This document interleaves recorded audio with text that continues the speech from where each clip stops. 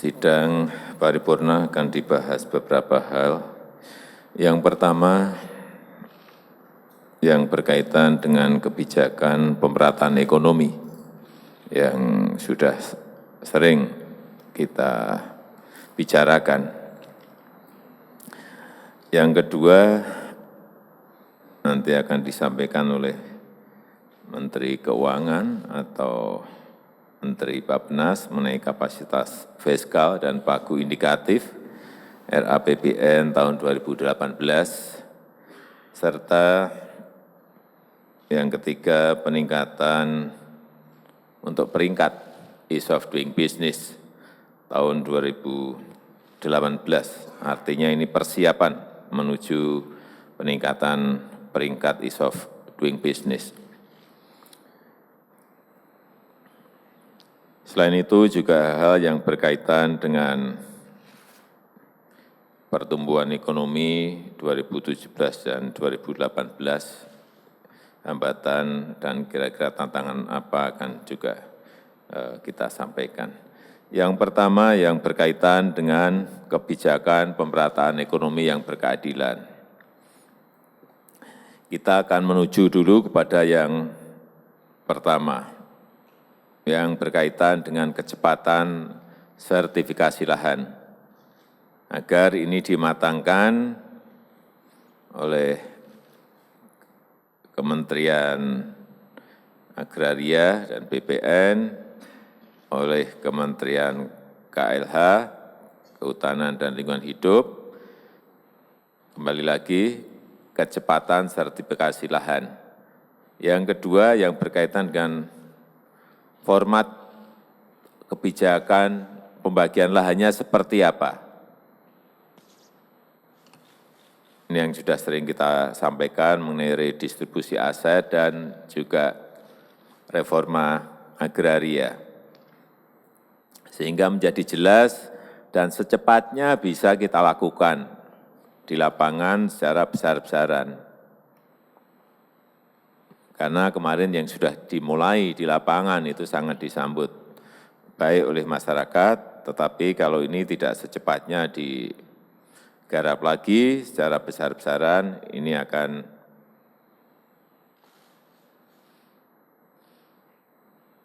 kelamaan dan masyarakat akan menunggu. Di samping itu yang berkaitan dengan ini dalam rangka pemerataan ekonomi juga penting adalah pendampingan setelah diberi itu apa yang akan dilakukan. Menurut saya kita bisa meniru Velda setelah pembagian lahan, seperti yang sudah sering saya sampaikan, ini ada pendampingan dari BUMN yang terkait dengan ini, mungkin misalnya PTP, mungkin bisa saja BRI. Saya kira kalau ini bisa dilakukan dengan cepat, masyarakat akan mendapatkan dampak manfaat yang sangat baik. Juga ini bisa dikaitkan dengan BUMDes di Kementerian Desa. Saya kira ini juga bisa sambung dengan ini mengenai redistribusi aset dan reforma agraria. Yang kedua yang berkaitan dengan ease of doing business, seperti yang sudah sering saya sampaikan, target kita adalah berada pada posisi 40-an. Tahun yang lalu kita memang meloncat, tetapi masih pada angka 91. Harus sekali lagi secara detail, harus betul-betul dilihat apakah di perizinan, apakah di regulasinya, sehingga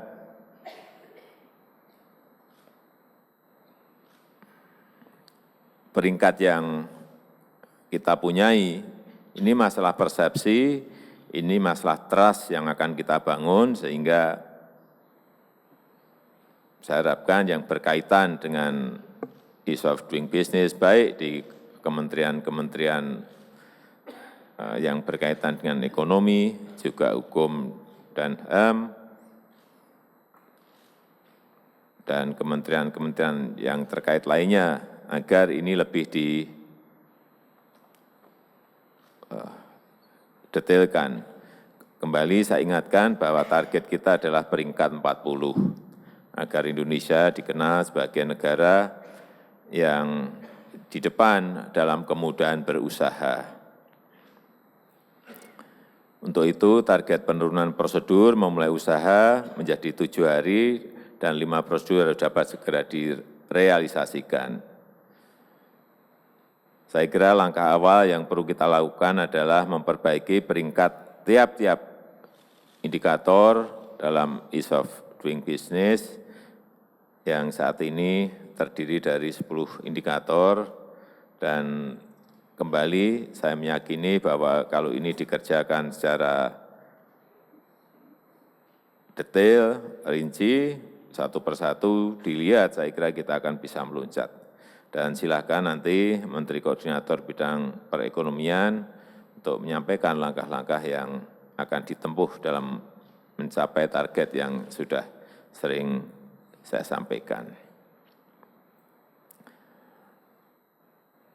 Kemudian sebelum nanti Menteri Keuangan atau Menteri Bappenas menyampaikan paparan mengenai rancangan kapasitas fiskal dan pagu indikatif RAPBN 2018, saya ingin menekankan beberapa hal kepada seluruh menteri, kepala lembaga pemerintah. Pertama, saya minta RAPBN 2018 itu disusun dengan semangat optimisme. Sekali lagi optimisme, tapi harus realistis dan kredibel. Sejalan dengan perbaikan ekonomi dunia, kita juga harus berani meningkatkan target pertumbuhan ekonomi pada tahun 2018 menjadi kira-kira 5,4 sampai 6,1%.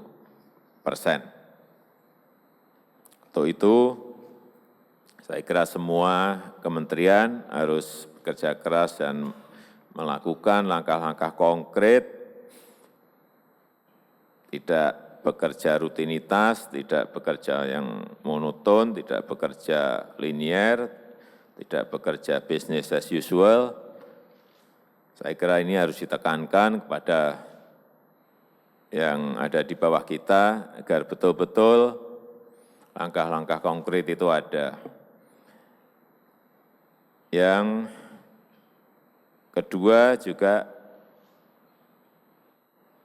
kita harus meningkatkan rasio perpajakan terhadap PDB menjadi sekitar 11%.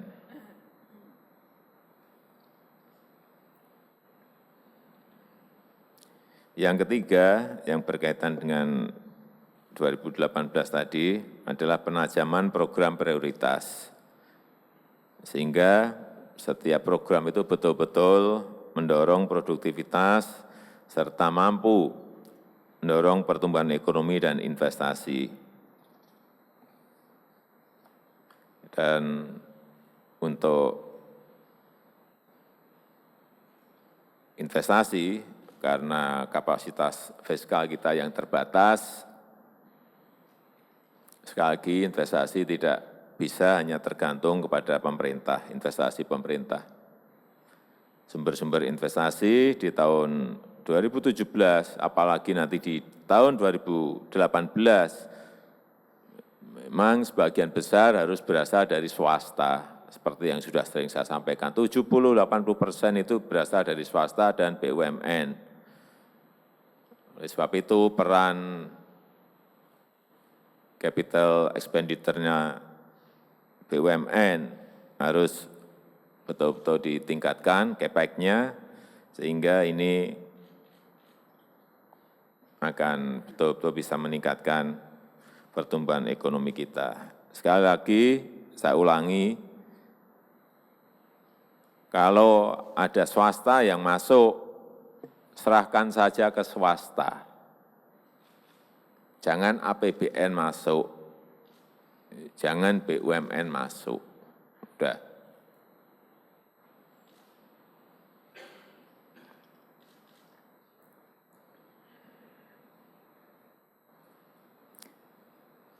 Saya kira itu mungkin sebagai pengantar yang bisa saya sampaikan pada kesempatan yang baik ini. Saya persilahkan Menteri Keuangan atau Bappenas untuk menyampaikan mengenai